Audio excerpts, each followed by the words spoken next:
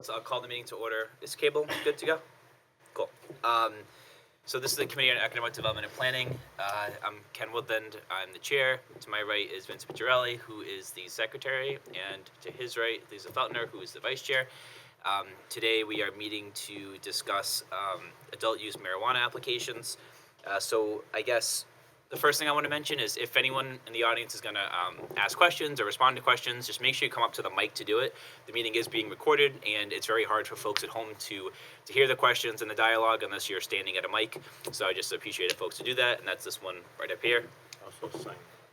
Oh, and make sure that you sign in on the sign-in sheet, so we have that for our records for the meeting. Thank you all for being here, first and foremost. As I stated, the purpose is to evaluate 4 applications that we have received for marijuana dispensaries, and I think the goal for this evening is to ask 2 to advance to the next stage of our process. I guess as a way of background for the folks at home, the criteria for the way that we're evaluating these dispensaries was decided at our August 14 committee meeting and subsequently approved by the full council, the specifics of which can be found in the Community Development and Planning report that was prepared for this evening, but really focus on 2 main issues, and the first being location, the second being business operations. So it should be noted that the committee members received copies of all these applications 2 weeks ago.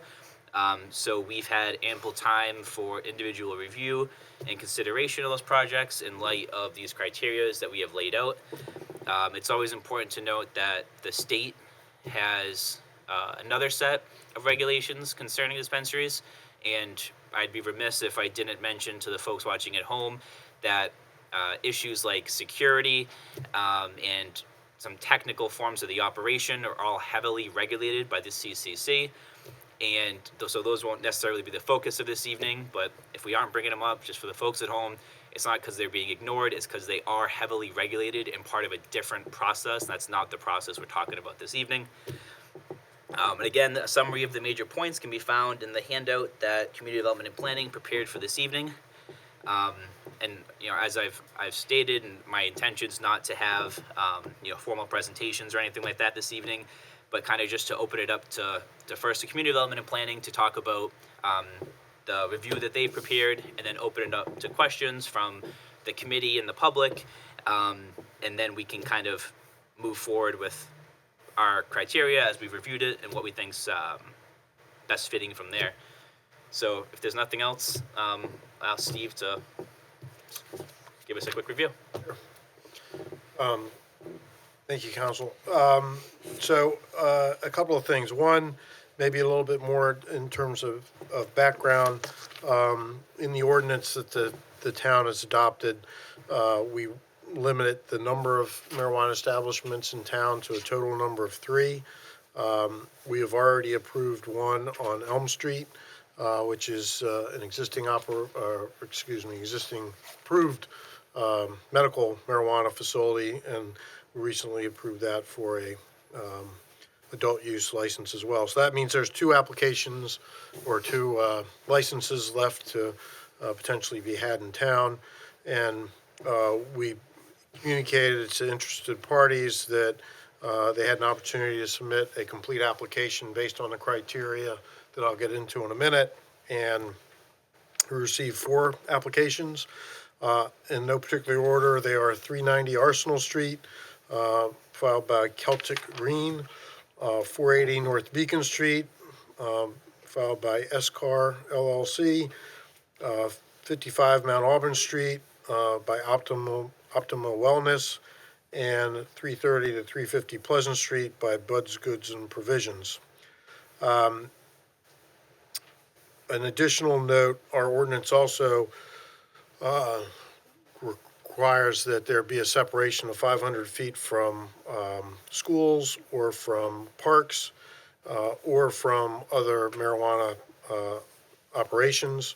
And because 2 and 3, the 480 North Beacon Street and 55 Mount Auburn Street are within 500 feet of each other, both of those applications could not be approved. It would have to be one or the other.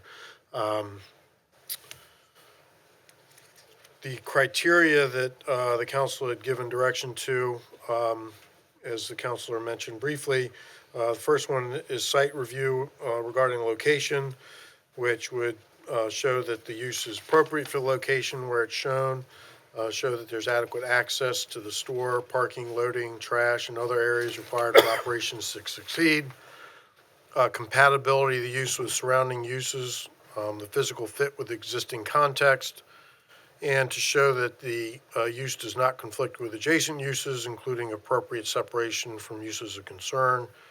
And finally, that it does not, that it does provide a facade along the street that activates the storefront.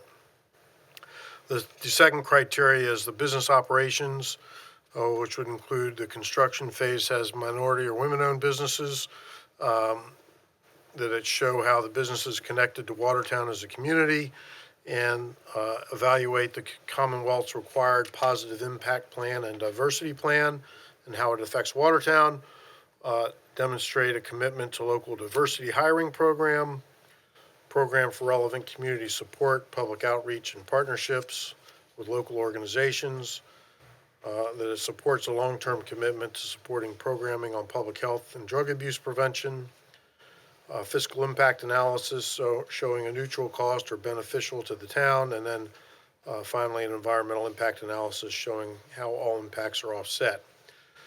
So all the applications the 4 applications have submitted a package. Following the rest of the memo is my very short summary of how I interpreted each one of the applicants had responded to each one of those items in their application. I'm certainly not going to read all those to you, but I will summarize it in the following way, because I'm going to cut to the end.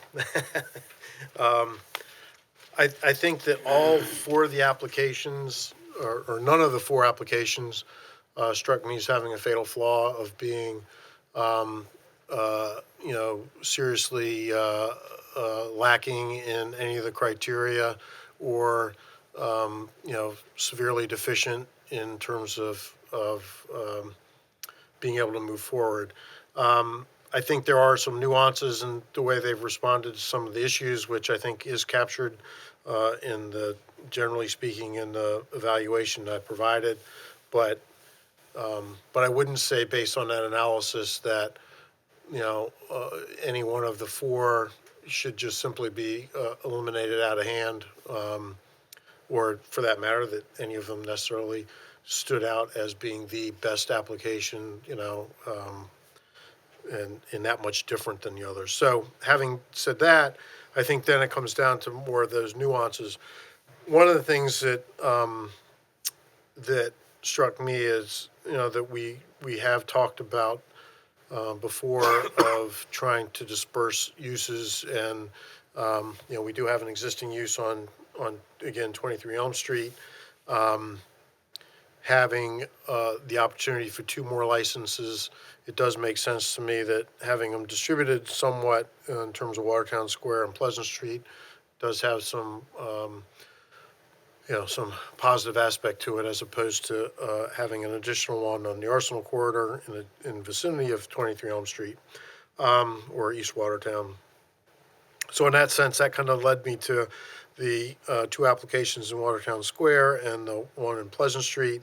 In terms of the 2 in Watertown Square, the recommendation I suggested is for Escar at 48 North Beacon Street, and then Bud's Goods and Provisions at 330 Pleasant Street. I'm happy to discuss any of the particular criteria, either for those 2 applications or the other 2 applications, to the extent the council would like me to. Happy to go through any of the provisions and do that, or if the council had any questions, be happy to answer those. I think we'll start then with committee questions on the report itself. So open up to the committee. On the report itself. I guess giving everyone a second. Yeah. Sorry, just giving everyone a second. I thought of the same way that Steve had thought, with, if I was given the ability to approve any amount of dispensaries I wanted in Watertown under these criteria, I think it's fair to say I'd approve all four. I'll meet the criteria that we've set out in a sufficient way. I think also, like Steven mentioned, but it's not like we had one that was um, so far above and beyond the rest and the other way. But the key piece that was highlighted, I think, would make a lot of sense for the town would be to have them spaced out geographically. So I firmly agree with the thinking behind the report. And in going through the applications myself, I put out like a chart, each criteria, and then each of the four applicants, and then how and what way they met that criteria. And there were some very slight pieces to those, so slight differences and some slight nuances. Um, but yeah, so that was kind of my take and my process. But so I don't have any questions on the report, but open it up to the committee. Well, I guess one question is, I don't, have you met individually with them? Like, what kind of contact have you had with the applicants in determining your comments, or is it based on the written, just on the written application? I would say I would base most of what the content that I put before you based on the content of their application. Um, Over the last, I don't know, year and a half, maybe. I've probably met with all of them at least once, some of them several times. But I think that was more in preparation for them to submit a package to the town as opposed to commenting on the specifics of their application. Oh, okay. And did we end up with these four total, or were there some that Because you already eliminated, or is this everything that's been? because Brought to the town. we ended up having more applicants. We had, I think, at 1.8 or 9. And I did not eliminate any of them. I communicated to all of them that we were going to embark on this process in December and gave them a deadline to submit an application. These are the 4 that came forward. The other 4 or 5 just decided not to respond.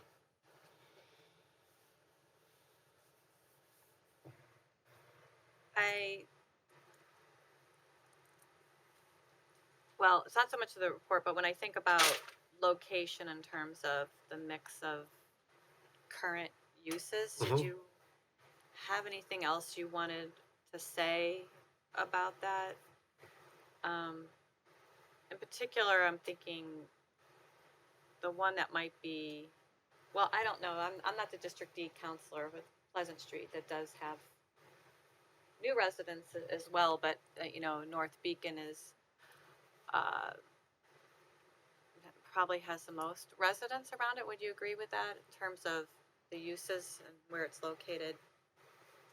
Yeah, probably the one that has the least residences, depending on how far away you want to go in terms of proximity, would probably be the Arsenal Street application. Um, but I think if you think of it in the context of a retail commercial use, um, having one in a commercial building or retail space that was designed for retail space or in a retail center, that's it's an appropriate, I think an appropriate location for that, despite proximity of residential uses. Um, I think that could potentially be more of an issue, well, particularly when the first versions of adult use dispensaries opened in the state and there was a mad rush of people and lines for miles. Obviously, that would be a much bigger impact on adjoining residential uses, but I think that's died down to a large extent. Um, that might be something we would want to look at in terms of initial opening impact, and the applicants have suggested there's ways to mitigate that, and I would agree that there's ways to mitigate that, particularly on an as-needed basis of doing, appointment only or scheduling access for customers over a period of time so that it limits that.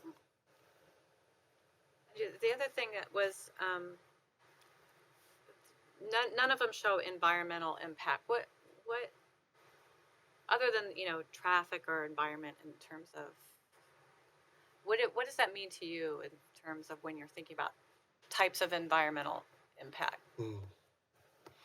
Is it, I mean, they're not cultivations, we're not talking about water supplies or electricity, like a grow center, but I'm just curious we hadn't really talked about Sure. what that means really. And I would think that might play in more if an application were either in or approximate to an environmentally sensitive area. In this case, Okay. The only one that I would say is even close to that is Pleasant Street one. And that issue, I think, was dealt with when the project that it's going into was processed and approved. So in that context, it, I think, is appropriate from an environmental impacts perspective. If, on the other hand, let's just say that Pleasant Street one was, a vacant site and they're proposing to build the building, then that Yeah. would certainly be a consideration. And how's it affecting the floodplain and the, setback from the river and those types of things. But none of the four applications, in my mind, really represented any significant environmental impact. In terms of traditional environmental, the land, so the greenway's there, but it's not a wetland, and is what you're talking about. Sure, and it's not infringing on the greenway, so it's, yep.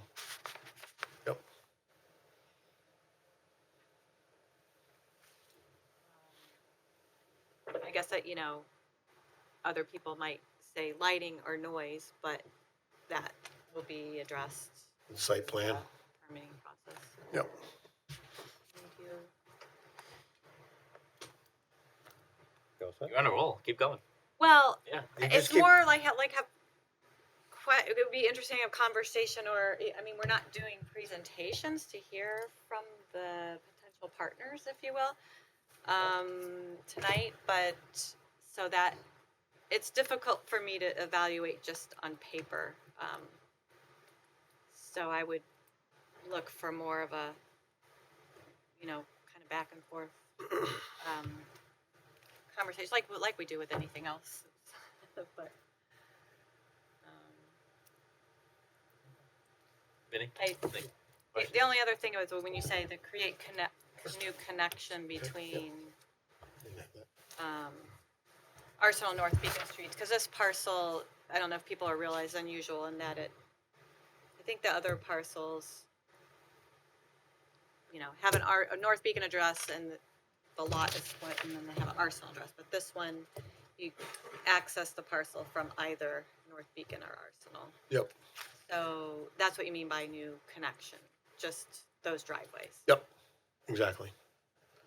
I think it's probably worth mentioning at this time too that the process that we've laid out as a council would require that whoever was asked to move forward to the next step of the process, they have to negotiate a host community agreement and hold a community meeting. So this is kind of the first step in many steps, is maybe a good way to put it, so that whatever areas there are, the folks from those areas are going to be able to have a direct discussion with dispensary folks looking to come in about a lot of the particulars. And so just wanted to make sure folks that are watching at home are aware of that. Sorry, Vinny. Yeah, so, for those of you who read the newspapers, you know that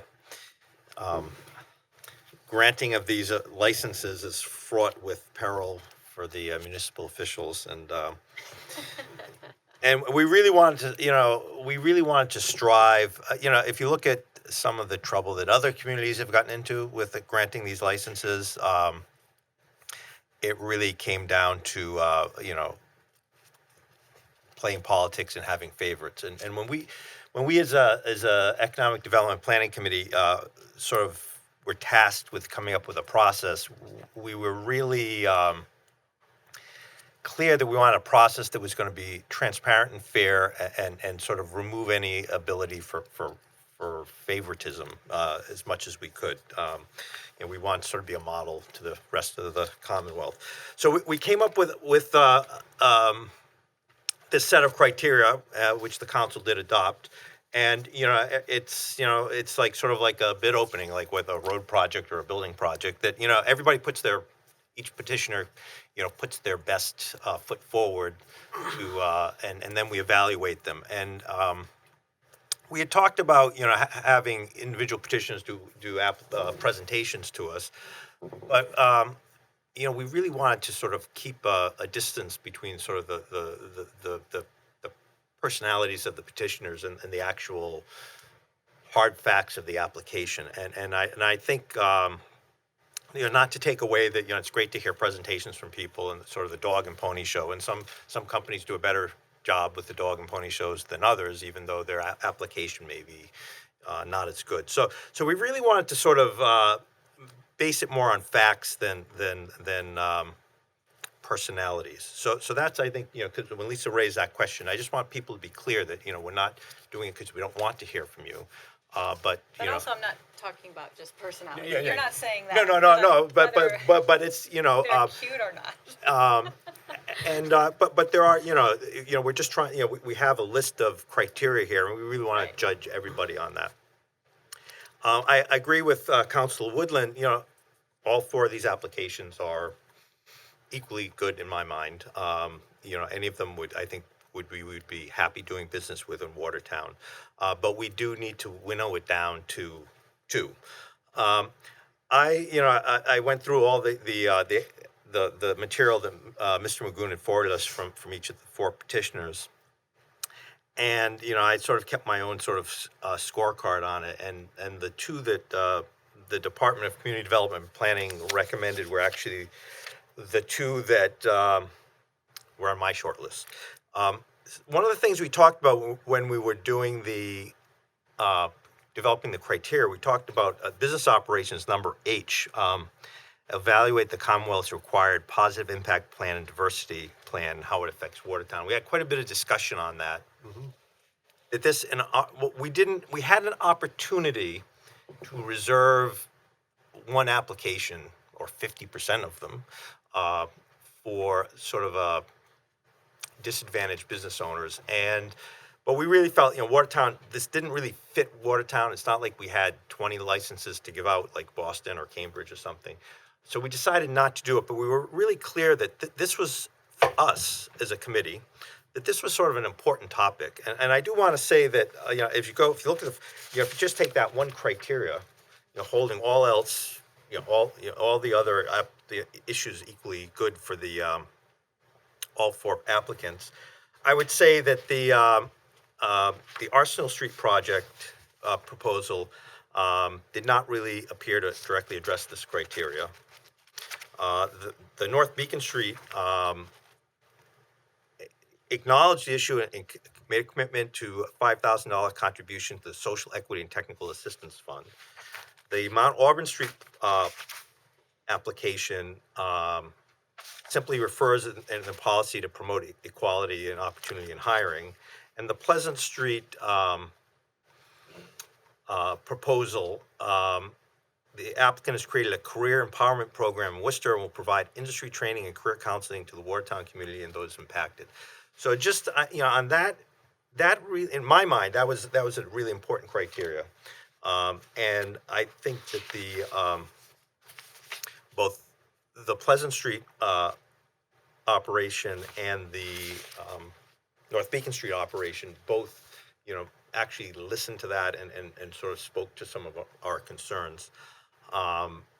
And then, I was looking at some of, and then just from a physical standpoint, I like the idea of sort of the equity of spreading them around town. We already have one in East Watertown, one in West Watertown, and one sort of in Watertown Square. And I think that is another strong, all else being equal, equally good operators, that's sort of from a geographical equity standpoint in Watertown. In my mind, that was important. The only one I really had concern about was the Mount Auburn Street one in the Dunkin' Donuts Plaza. That, for those of you who in Watertown who go to Dunkin' Donuts, that is always jammed, that parking lot, just with the Dunkin' Donuts traffic. And I was just really concerned about how adding another high volume retail establishment there would create a lot of undue traffic congestion. Again, that's just from an urban planning standpoint, and I like the fact that the North Beacon Street is going to open up that site and actually will have connection from North Beacon Street to Arsenal Street and really sort of improve the circulation in that area. So that's just from a site plan standpoint. All in all,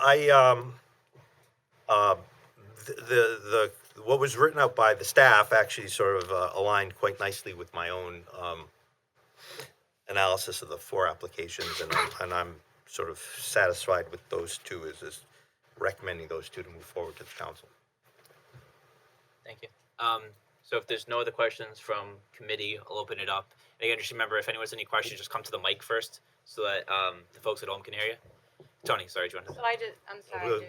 Yeah, sorry. So on 1 second, the, Tony, sorry. yeah, I guess another point about the connection, if you will, North Beacon, Arsenal, that I have concern about is because of, with all the changes we're going through and looking at Watertown Square, and I don't know, I think we have over 4,000 cars a day or something coming through the square at this point. But, and I agree that some of the traffic, as more stores open up, should be more reasonable, if you will. But I like, there are things I definitely like about the application, the operator, but it doesn't, this location doesn't sit well in my gut when I think of the transition of the, looking at types of businesses, the circulation through the square, access to the river, potential, the community path, and so the negative for me about that is that it potentially gets in the way of potential we have when it comes to redesign and the signalings in the square. And it's not as if the one at 390 Arsenal is next door to Elm Street, so I don't think of them as so close together. And I mean, it's on the Arsenal corridor, which is so the positive about 390 over this other area is specifically already identified as this energy on the Arsenal corridor. And I wonder if you have any sense, or you want to comment on, with Elm Street kind of being stuck at the state, if you will, with the Cannabis Commission. Do we have any concerns, thoughts about what happens if that doesn't actually materialize? I mean, because medical marijuana is kind of dead, if you will, right? I mean, but we've, been holding that slot. It looks like it would probably be at least another 2 years before they really, I mean, they've even acknowledged that before that would come online. Do you have any thoughts about that or input from So, officials? Or? I guess I would offer a couple things. In terms of the timing, I think the timing of adult use and medicinal is different in terms of the state's response. And I think all the applicants have sort of laid out a similar time frame to move forward and get approval from the state, go through construction and operate. Elm Street's going to be a little ahead of the next 2 applications, both in terms of they've already done the improvements to the property so that they're ready to open once they're licensed by the state. They already have a host community agreement with the town, so they simply have that special permit process with the town and the process with the state, and then they can open. So I would suspect that they'd open before any of these applicants would. You don't feel that there's a danger it might fall through, or even if we signaled from the town somehow more support with the Cannabis Commission, that might help that situation? Or I don't know that it would. I would also offer that any of these could fall apart for a variety of reasons, both potentially from the applicant's perspective, from the property owner's perspective. those things could happen. And as we talked about before, since we do have interest in more locations than we have licenses for, if a license becomes available, even, these, we could select these two, they could go forward and for some reason that not work out and that application falls by the wayside. In any of those cases, once we know that, I think we would, again, make it a known to the public that we have a license available, provide an opportunity, a period of time for people to apply, and be right back here doing what we're doing tonight. So I wouldn't, not process an application on the assumption that somebody is or isn't gonna move forward. I think we just have to go based on where we have licenses, and where we have applications and do the best we can with those that we have. I mean, I have more questions about the specific, but By all means. if you, Oh. well, I was trying to remember. It's kind of hard. I've been spending a lot of time. You have large documents on one screen trying to compare, but I also did a grid and filled in and ranked in and I agree they're all good applications. I will say that Mount Auburn Street Square Plaza is my least comfort level. Okay? I think in general that plaza has a lot of potential and would love to, again, maybe that's a bigger picture thing, like I'm talking about with Watertown Square. Yep. But I'm trying to remember, did any of them stand out in terms of, or thoughts on, in terms of connections with the grow facilities? Or I was trying to remember, I know I liked the experience that 48 North Beacon, was it SCAR, Mhm. has, and background in retail as well, and thinking about the design of that application. And it would be their third final location, right? Yep. I can't remember if compare that to the 390 Arsenal. They, this, I have the application, but I don't mhm. remember where to find it.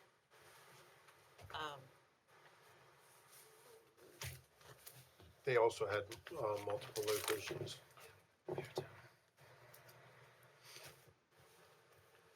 So your question is, did they have other, Is this? Yeah, I was trying to locations? remember. Background. A lot of information to Sure. remember. They have two provisional licenses for retail, a provisional license for a tier 3 cultivation license, and a provisional manufacturing license from the Cannabis Control Commission. Is that in a certain section? Can you point me It to is in the page? executive summary of their, on the second page of their application. The mission statement. Introduction.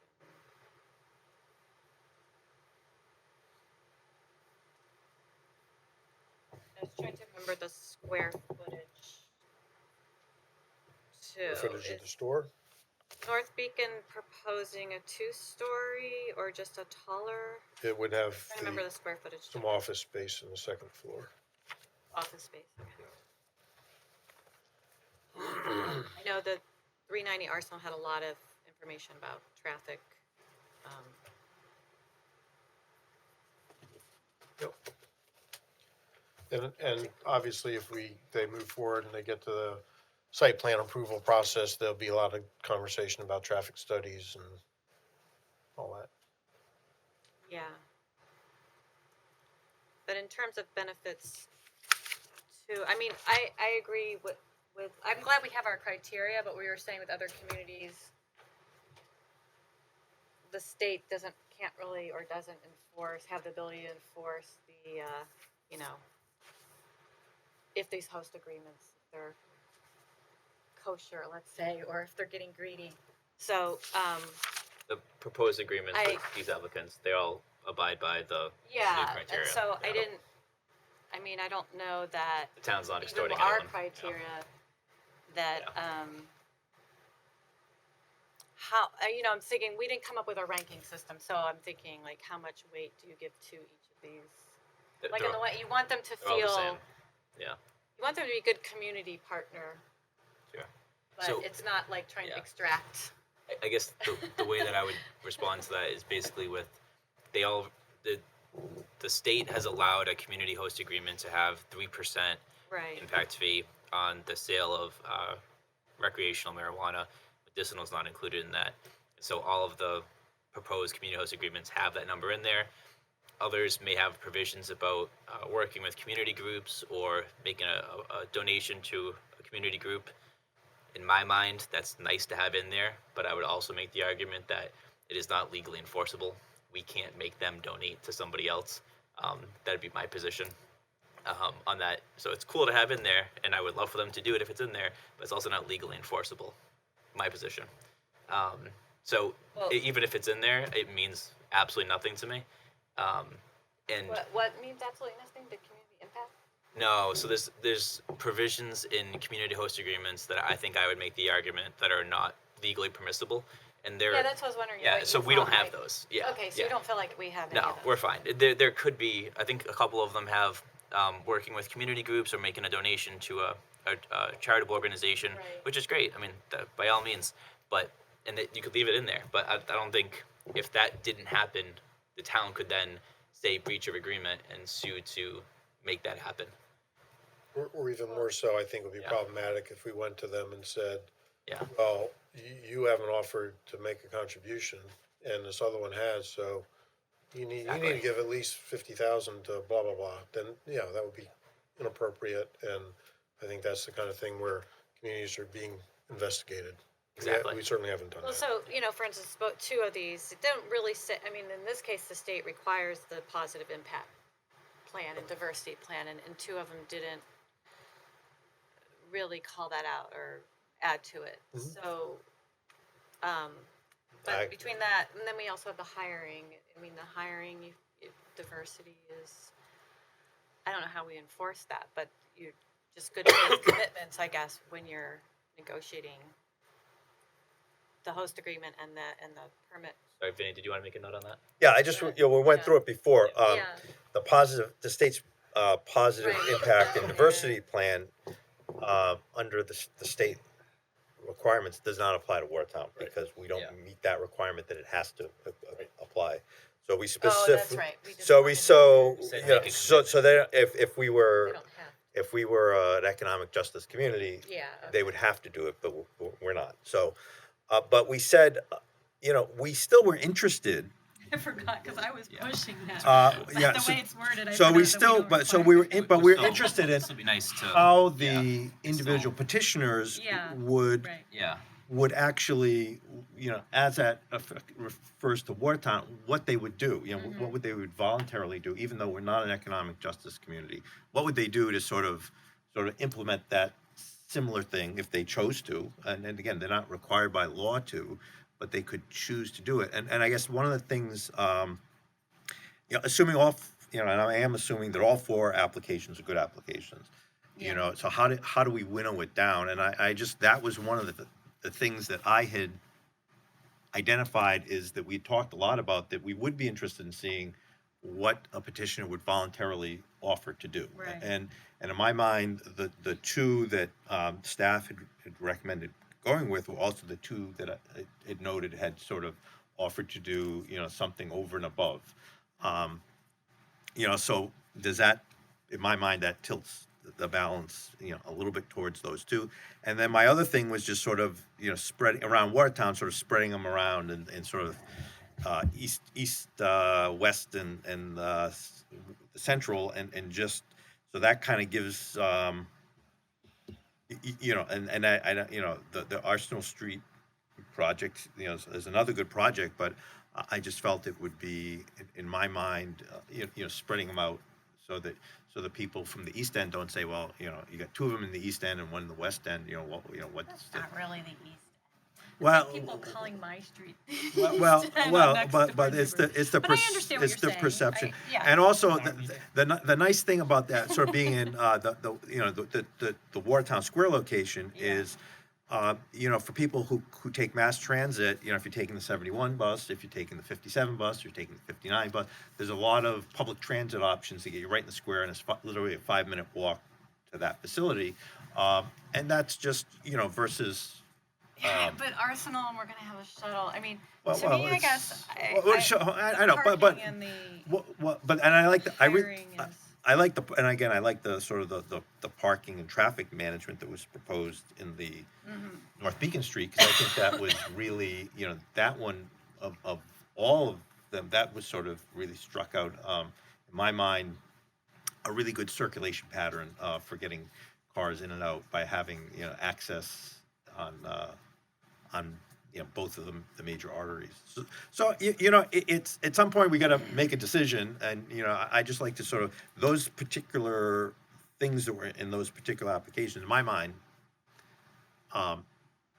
struck out, struck me as being sort of favorable and tipping the balance. And it's not to say taking anything away from the other two applications, but at some point we have to decide. So and this process is we got to take, like it or not, we got to take the two best, and how we define best. I'm not trying to delay. Just So it's hard. You guys and guys in the audience, you made our life very difficult by all four of you submitting Good projects. good projects. And it really is hard to decide, but we're elected to decide, and we are going to decide. So Well, the question is, are we really gonna push to just recommend tonight to council? No, well, the recommendation tonight would not be to recommend to council. It would be to move forward with ask two of the applicants to move forward with negotiating a community host agreement, holding a community meeting, come back to the committee, and then if satisfied with those two criteria, they've been met, then we make a recommendation on those two for the council. Right, so I'm sorry, I skipped to the end, because the end result is that we would be eliminating two. So you're right, that's the correct process, but in effect, you'd be eliminating two for sure, because unless one fell apart, which is yeah, unlikely, unless something happened the in the two would be interim. left out. So it's, I think it's difficult for me because there are pros and cons on both sides on these two Arsenal choices. But without hearing more and having time to really absorb and thinking about the impacts of the circulation, the traffic of, for now, let's say 600 more cars a day, what that really means. They're all within a mile of each other, so it's. And because of this, I just have a hard time because of the Watertown Square issue that's been delayed. In a perfect world, we would have our master plan and a outlook. I mean, I think Pleasant Street, great project, kind of a no-brainer, new space, a great presentation. And like you said, they're all good. I would be happy personally to eliminate Mount Auburn Street. It's much harder to choose between the other two. I think right now I'm going to open it up to the folks, because I know a lot of folks have been looking to speak. Tony, you'll start. Yes. And just make sure you come up to the mic so we can. Yes. Thank you, Tony Palumbo, Town Councilor. I apologize, this is the first I've seen these, and I appreciate Steve putting this together. And I'm going to ask you to help me with my geography just a little bit. I know where 55 Mount Auburn Street is, but where does the 48 North Beacon, that is a piece of property, where is that? So on the North Beacon side, it's Anthony's Florist, and on the Mount okay. Auburn, or Coming from the excuse me, square, it's on Arsenal the Street left. side I believe is at the next set of lights. Okay. Escort Limousine. Yeah, that's that area which could use some improvement if I. Yeah, so it would eliminate a portion of that building and renovate the rest of it and create a parking area where a portion of the existing building is. And then the Beacon, the Arsenal Street, The Arsenal Street is the former Midas Muffler. or the one that's space empty. Across from the Arsenal, That's The Arsenal Messessians, Yep. right? The one that's been empty for I'm sorry, Monroe. Monroe one, right? It's still Vacant for quite a period of time. vacant. Okay. Thank you. I appreciate that. Sorry, I Thank you. didn't mean to speak badly of Midas. I just, Yeah, well, just to, I understand and I appreciate the way, this is a very difficult, obviously, and you guys have your criteria and the council, I really won't have any input into it at this point. So, but we just my own sake, I'd like to know from Steve. I did look carefully at I on their business operations, the I, yep. and I noticed the difference between and I do agree with Councilor Feltner that I would eliminate the 55 Mount Auburn also, and it's a little difficult to decide between the Celtic Green and the SCAR, two proposals. But on the SCAR proposal, it calls for, it commits to making every effort. I'm sorry, that's the Arsenal Street. The Celtic Green makes the applicant commits to making every effort to hire 50% of the vendors and employees that are based in Watertown. And that's a commitment, and that's worth making. And then the other proposal, though, the North Beacon one, commits under the I, doesn't talk about Watertown, but talks about diversity. How do we hold the applicant commits? And this is not a commitment to do the best. This is a commitment to. And I know I may be, those are your words, am I in blue? So I am assuming that there's a little bit of difference between the two. One is making a commitment to do their best effort, and the other one is actually making a commitment. One is talking about hiring in terms of diversity. The other is talking about hiring in terms of residents. Both are very laudable goals, hiring Watertown residents 50% and hiring diversity 50%. But is that just a use of words, or is there a really difference here between the two? Yeah,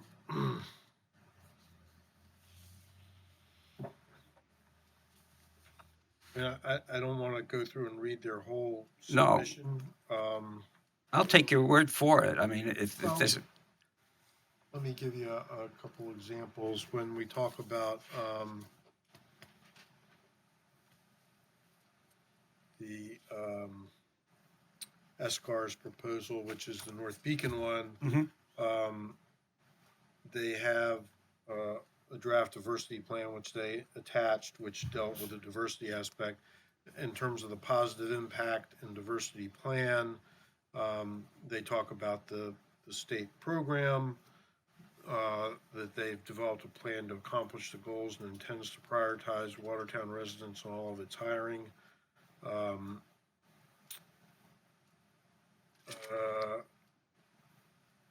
I think probably in looking at this second time, and I don't know, I have to go back to the draft diversity plan and see if that was more specific, but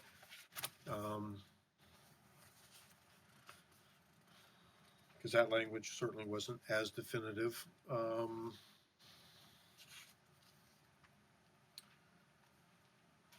SCAR would adhere to the requirements relative to permitting and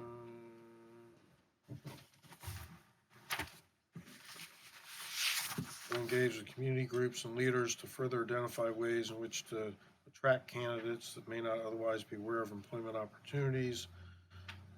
They'll ensure that their workplace is an inclusive environment and promote equity among our team. All hiring managers will undergo training and address bias and cultural diversity. Says they will seek to hire workforces made up of at least 55% of individuals described as women, minorities, veterans, people with disabilities, and people of all gender identities and sexual orientations, with a goal to increase that number of individuals falling into those demographics working in establishment. In order to achieve that, they'll create gender-neutral job descriptions, recruit from state and local employment staffing groups, post hiring needs in diverse publications, and a variety of web-based recruitment platforms, and participate in local hiring events, job fairs, and at least 2 annually, including events held by the Cannabis Business Association.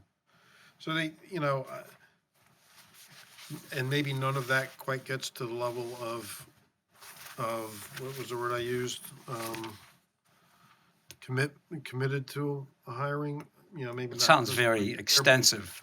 But it sounds like, certainly a more extensive effort to do that and Okay. to meet that goal, I thought. I understand why you would use the word, given what you just read. I had one other final question, actually has to do with the Arsenal and Pleasant Street. I was wondering if either the Pleasant Street proposal or the Arsenal Street proposal included anything in their proposal about the TMA and their contribution to being a member of the TMA and their effort to contribute to the TMA and potentially assist with the shuttle. Did either of the two mention that The Arsenal Street did not, the Pleasant Street did. in their proposal? Yep. Okay, great. Thank you. Sorry, sir. Yeah. And then Mark, then Anthony. Yeah. Yeah, Michael Hunnewell, president of ESCAR. Can you guys hear me? Yeah. This is Yeah, kind of you're low, sorry. I just wanted to answer your question, sir. We're gonna report those metrics. So in combination with the town for the diversity hiring and the supplier hiring, in our state application for each location, you can choose how you're gonna impact supplier and diversity. And so they will hold you to that. And so along with providing those reports to the state, we would be more than happy to provide that to the town as well. So if you look in our diversity hiring, there's, we submit reports 60 days prior to a request annually. So we can provide those to you guys. If the town's not happy, we're more than happy to adjust it. We'll document, we'll do surveys of all our employees to make sure that will be provided.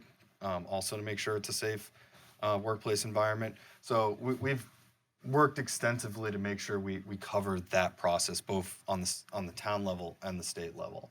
The only other thing I just wanted to point out is it seems like some people would like the throughway between North Beacon and Arsenal, and some people would prefer not to. Again, we're going to be building the site to. If the town feels that one way or the other would be better, we're obviously more than happy to accommodate that through the planning process. I thought, so I lived on Edenfield Road for a year, and I've lived locally in the area for years, and I just know how much of a pain point that town center is. So when we looked at this location, we thought it was ideal because it allowed to, there's 5 major inroads in the town of Watertown. This gave us 2 of them, which meant, more than any other site would not have to go through the town center, a majority of the residents, which helps alleviate that large traffic congestion. If the town doesn't agree with me, that's perfectly acceptable, and we're happy to close one of the ends off and we would have more parking instead. But that's something that would come up. I would just like to say both options are open. Sorry, Mark. Yeah.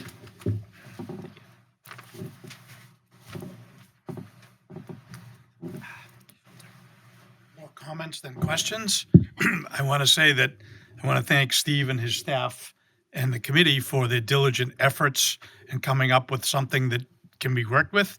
This is the first of many hurdles for any of these applicants, and I fully support the idea of spreading them out, because I think that is not fair to one side of one, to have 2 in one area and 1 in another. This is a hurdle. This is the first of many hurdles. They have to go to community meetings, and the community is going to tell you as part of your process if they want to see a cut through, or opening on both sides. So these are, They'll be more than happy to let you know. yeah. Yeah. They'll be more than happy to let you know. And then you're going to go through your other permitting processes, and you're going to, so this is the first of many hurdles. And I think it's important that if we choose to go in this direction, and I'm very comfortable with the recommendation here this evening, that you go in a direction and it just begins one part of the process.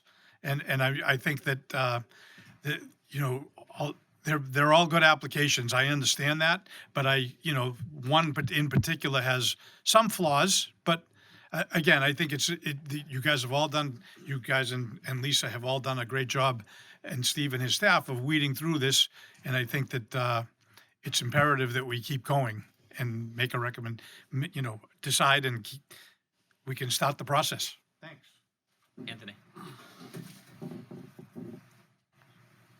Good evening. Anthony Donato, I'm one of the counselors here.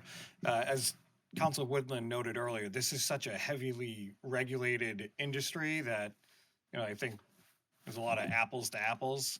So the big thing for me is location, and I agree with what everybody said. I think we should spread them out. I like the fact that the Pleasant Street location is on the opposite side of town from Elm Street. I also agree, and not to beat up on 55 Mount Auburn Street, but I think of the 4 proposed locations, that's by far the worst. The traffic there at all times of day is pretty terrible. So for me, it comes down to the Arsenal and the North Beacon location. And I guess there's something that I like about the fact that the Monroe Muffler is a standalone building. So I guess the question I have, and I know this is tricky because I'm asking you to do something that doesn't exist in real life, but if you could move the Monroe Muffler location directly across the street from the North Beacon Arsenal Street location, so essentially they have the same location, would that improve the Arsenal Street's application? Because I understand there's, potential to do something with that building where it either provides access, but I do think there's something to that standalone building, that having a standalone building, it's nice. So I guess the best way for me to answer that is, one of the things that I did like about the SCAR application is that it's taking a building that, quite frankly, has been a bit of an eyesore in that corridor for a number of years, and in many ways would create a very similar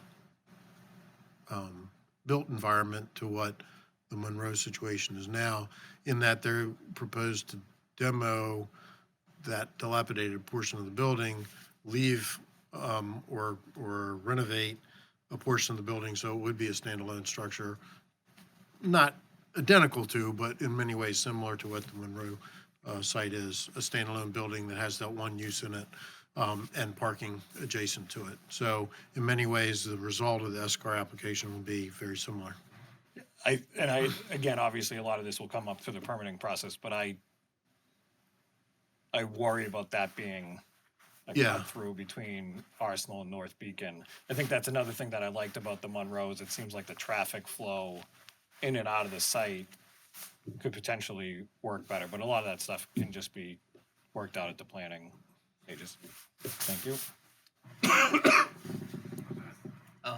So I think what I'll probably do now, if I don't see any other hands, then I'd ask for a motion for the committee to consider, open it back up for any additional comments or questions, and we'll go from there. I could ask some more questions before we. Yeah, we You can. want to do that So before the we- motion or after the motion? Let's do it after the motion. Okay, so I would make a motion that we ask the 2 identified applicants of Escart, 48 North Beacon Street, and Bud's Goods at 330 Pleasant Street to move forward with community meetings and host community agreement with the town, and then come back. We want to come back to this committee, Yeah. to come back to the Economic Development Planning Committee to review and make a recommendation to the full town council on how to proceed. Probably just worth noting, it's the end of our term for the town council. So while the 3 of us will be on the town council next term, the 3 of us may not be on this committee. So you might see 3 new faces up here next time. Just throwing that out there in case you walked into the room next time and say, who are you folks? Sorry, yeah, I'll open it. I'll second that motion. And before we vote, obviously I'm opening it back up. And Lisa. So, if I remember right, did they say 29 parking spots at 390 Arsenal for Celtic Green, where there's like 13 for Escar?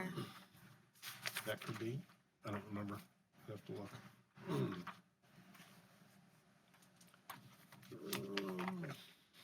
I mean, the way things go now, my understanding, it's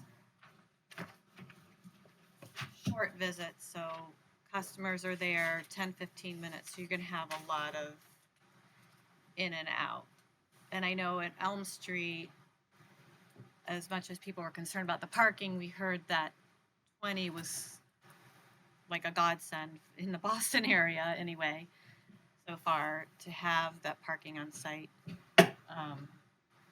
So you don't get queues, either people outside or cars circling or outside.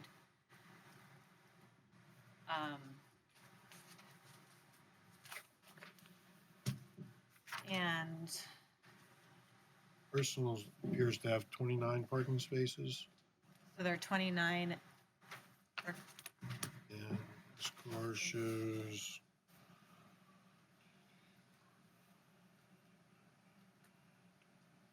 13. And again, not for nothing, but neither one of these have gone through any review. Right. Yeah, But, that's ge- not but just generally, it's almost almost twice as many Yep. parking. So my other question about that is because to your point, one advantage of having a new building, although they're not sure exactly what might ultimately happen. Could you have the frontage on Arsenal instead of North Beacon at the Escar location? It I haven't looked. It has frontage on Arsenal, and they have an entrance on Arsenal. They have part of their architecture would have a presence on Arsenal.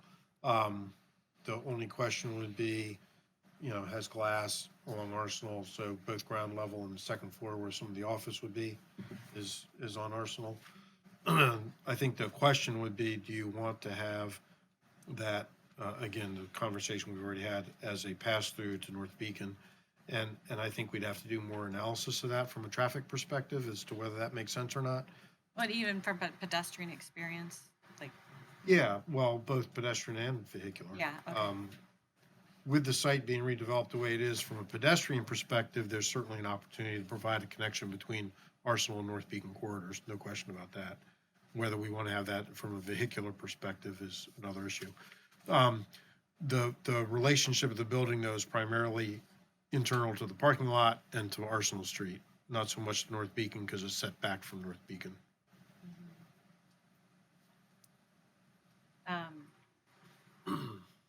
I certainly like the design. I almost wish we could move the design Escar to 390 just because of that commercial corridor, a lot of aspects. And that's where I know that a lot of this will come out, be vetted later, but I feel like, as a counselor, we're eliminating these two without really any community input or presentation, just mostly these written documents, which I don't think is necessarily the best way to go about it. But were there the other differences? A lot of talk about point of sale, handling lines, and did anything stand out between Celtic Green and Escar as far as handling the customers, whether it's I would I would say that for me that wasn't such a focus.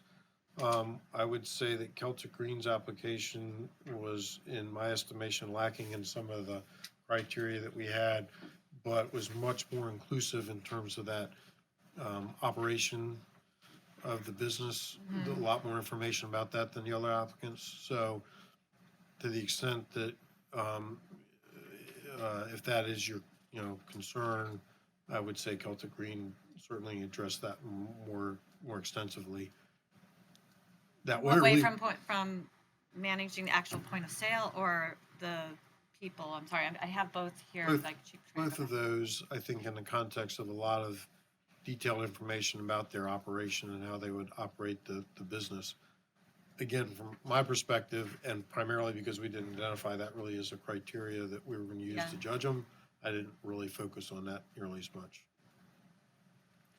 Well, and partly because, Brookline, these other places, they have these long lines and a lot of complaints around loitering.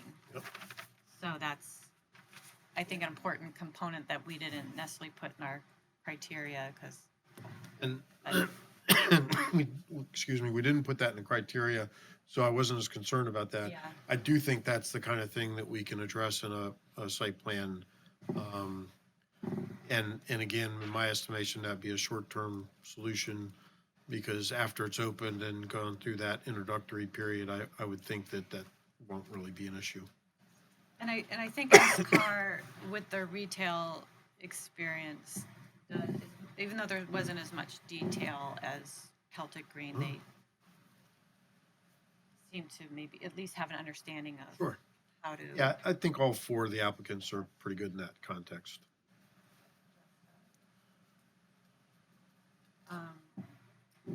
Forgot the other thing I was going to ask. I guess I would say that, again, on the diversity and social impact, I was like, hey, I want to be sure to do this because it was a big thing missing from Boston, even though Watertown doesn't qualify for that aspect. But I also, as Councilor Palumbo was mentioning, when you look at the hiring practices, since Watertown doesn't qualify for that, they seem very similar in terms, right? Well, for example, Celtic Green They didn't said really- 50% and hiring local residents. Yep. Unfortunately, Celtic Green's application didn't really address that. Okay, I thought it said, so that was for women and minority business. But otherwise it said that they were gonna have 50% of employees and vendors based in Watertown. But the construction phase, they didn't. Yeah, well, Construction phase, they didn't address it, but, right. right, is that? I'm gonna look at this chart I made. Well, actually, that's the same for Mount Auburn too, that they tend to,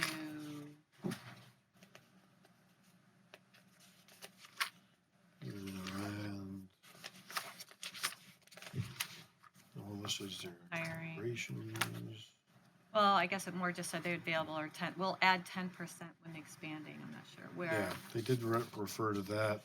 Celtic Green said 50-50 and North Beacon, SCAR says 50% diversity hiring.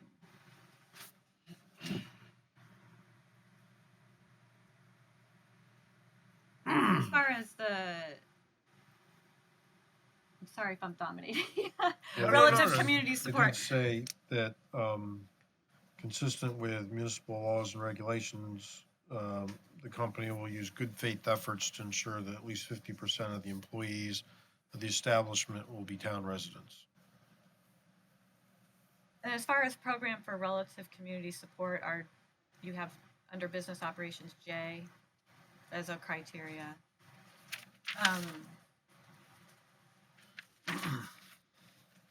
We just want to see a demonstration. I mean, they will decide who they're gonna support or partner with and Yep. how that goes with operations. So these are just initial ideas, right, in the application, how they might.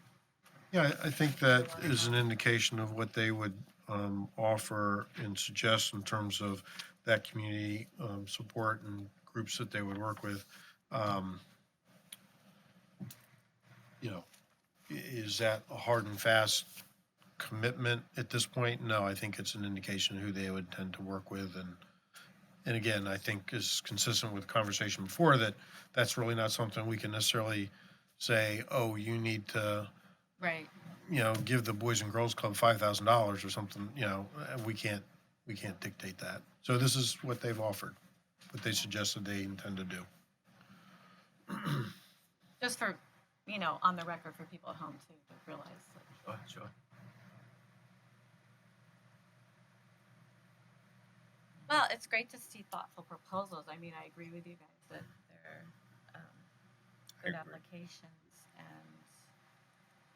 it just makes me really nervous to vote for because of this. As you know from living on Edenville and being in Watertown for a while, but I liked the application a lot.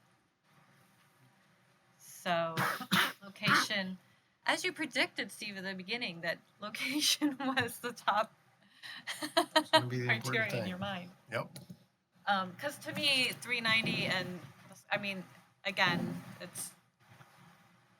there's not that big difference, that you'd say. I mean, just because it's over the line from District A to B, East Watertown, they're not that far from each other. They're very similar. I mean, I guess you could say, do you want that activity at the Art Center or near Athena, but because Arsenal Street is highly activated anyway, I don't see it as a problem. It'd be great if there was another restaurant there.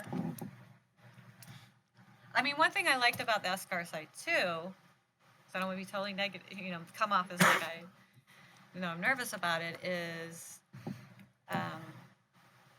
I do imagine that the industry is going to go more social use, like with alcohol, liquor. And so, well, that's why either location to me doesn't seem to conflict with,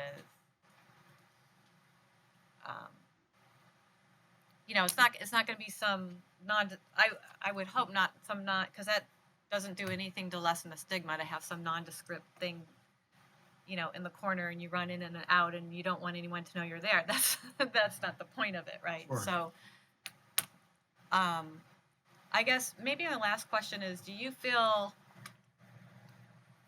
location help for this type of industry would help stimulate economic development in other ways around a facility or establishment? I think any business that's going to attract customers has the potential for ancillary spin-off impact. That somebody who's making a trip here to do business and also is going to stop by a restaurant to have a meal, or go by a bank to get some money, or go to get their nails done or whatever. Sure, there's the potential for that. Anything that does business is going to attract customers, and those customers are going to do business elsewhere. I think there is a difference in terms of how much of that happens with different types of business customers. And this being a destination business, somebody's Right. coming here to do business at one of these locations, as opposed to they're driving down the street and decide to pull over or pull into, as a bypass trip. So it's going to create trips, and in that sense, I think it would, again, tend to create trips, ancillary trips to other businesses. So I think it would be a positive, a benefit in that regard overall. And you don't have any concern with conflicts of the new 101 North Beacon? Irving Street is this area again is a lot of pressure. Mhm. And Well, some people may not put a lot of faith in it. I would suggest that a traffic study evaluating the impact of a use at any of these locations will be something we'll require as part of the site plan process, and we'll evaluate that and look at it. I do think it's exciting getting a new building. Yeah. I do. here. Yeah. That's Here, a it's big brutal. plus. I agree that, For a lot of that's a reasons. blighted Yeah. area. The facade's falling off the building, so I really do appreciate the. But just in general, for the square. And even if it, I mean, you wouldn't say Monroe is blighted, but But a again, new building's exciting opportunity. that was the last question. Then I'm putting you on the spot. We have a motion and a second. All those in favor? Aye. All opposed? It's unanimous. So I will, so what I'm gonna do, the committee report is gonna have this memo and the map. Please. The 4 applications I would like to do is an annex, 4 different annexes to the report. I think that'd be fair. Because they're so big, we don't want to have a 600-page report. Yeah. And I'll have her link them to the agenda with the report and the 4 annexes. Yes, please. So the public can have all the information. Yeah. Present. And all the applications are online, right? No, No. I don't think we have. Oh, okay. online. So that they'll be annexed linked to the to the agenda, so that at least the public, they'll be in the public They're on my record. website, if anybody looks at my website. But we need to have them, Yeah. but that way they actually become part of the It's Because public we record. use them in public media. I mean, they're public documents. So that'll be the. Great. So, That works. So motion, Please. to adjourn. So moved. Second. Second. All in favor? Aye. Aye. Aye. Great. Thank you, everyone. Thank you. Thank you.